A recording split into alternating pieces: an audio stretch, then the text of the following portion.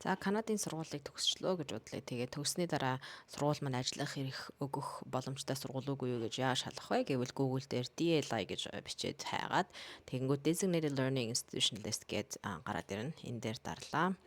За доошоо явангуудаа та мужаа сонгоно гэсэн үг. За том мужийг сонгож үзье. За ингээд сонгоод үзэнгүүт сургуулийн нэр, за сургуулийн бүртгэлийн дугаар, хаана ямар хотод байдаг, кампус нь нэгээс дээш байх юм бол ямар хотод байдаг. Тэгээд хамгийн гол чухал баг нь offers PGWP eligible programs гэж байна те. Тэгэхээр төгснөхийн дараа ажиллах хэрэг олгогддог програмтай юу гэж байна те. Тэгэнгүүт үгүй гэсэн маш олон сургуулиуд байна. Энэ бол хувийн жижиг байгууллагууд ихэнхдээ ерөнхийдөө ярвигтай тийм муу сургуулиуд гэсэн үг. За тэгэнгүүт ингээд жагсаалтыг харахаар маш олон no гэдэг. Тэгэхээр иймэрхүү сургуулиудаас яах нь зайлс хийгээд хол байх нэ. За тэгэнгүүт зарим их сургууль Brock University ч юм уу те тэднээс нь бол ингээд yes гэсэн team гэсэн хариутай байна те. Тэгэхээр энийг ингэж шалгаж болно. За жижиг мужийг харчээ. За жижиг мужийг бас ингээ хараад yes нь яг амир хаана вэ? Үгүй гэдэг нь аль нь вэ гэдгийг шалгах нэ. За хоёр дахь шалгах юм нь гэвэл IRCC гэж Google-ээс хайнгууд яах нь Канадын аль биесны засгийн газрынх нь цахим хуудас гараад ирнэ. За энэ дээр дарлаа. Сурах гэдэг дээр дарлаа. За эндээс юу шалгах вэ гэвэл доошоо явлаа. After graduate гэж энэ төгссний дараа post graduation work permit гэдэг хэсэг рүү орлоо. За энэ хэсэг рүү орохоор юу шалгах вэ гэхлээр хин ямар сургуулиуд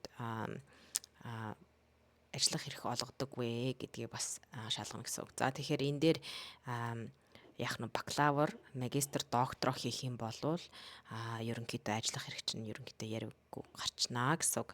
За харин жижиг коллежид хөтөлбөр хийх юм бол бүх хөтөлбөр нь ажиллах эрх олгохдохгүй. Тэгэхээр яг зөвхөн Канадад ажилчид хэрэгтэй байгаа салбаруудад хамаатай хөтөлбөр хийх юм бол ажиллах эрх олгодно гэсэн үг. Тэгэхээр энэ дээр eligible field of study гэж дараад за энийг дахиад ингээд learn which fields of study are eligible for PGWP гэдэг дээр дарлаа. За тэгэнгүүт яах нь энэ засгийн газар энийг ингээд шинжилээд идэг учраас энийг байнга шалгах хэрэгтэй.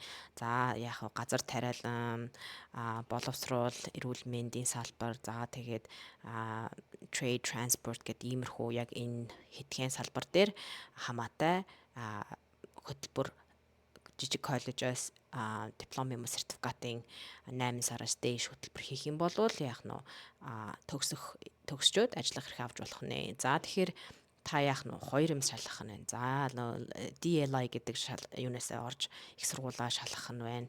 За хоёрдугаарт нөгөө бакалавр, магистр, доктор биш өөр жижиг зүгээр хөтөлбөр сертификат өгдөг эсвэл диплом өгдөг хөтөлбөрүүд жижиг коллежоос хийх гэж байгаа бол энэ салбараа шаардлагатай байгаа ажилчид хэрэгтэй шаардлагатай салбараа засгийн газрын цахим хуудасаас нь ингээд шалгах нэ. Энэ болгон шинжлэгдчихэд учраас ерөнхийдөө материалаа өгөх мөнгө цагаа өрхөөс өмнө энийг сайн шалгах нэ. За тэгээд дараагийн видеогоор би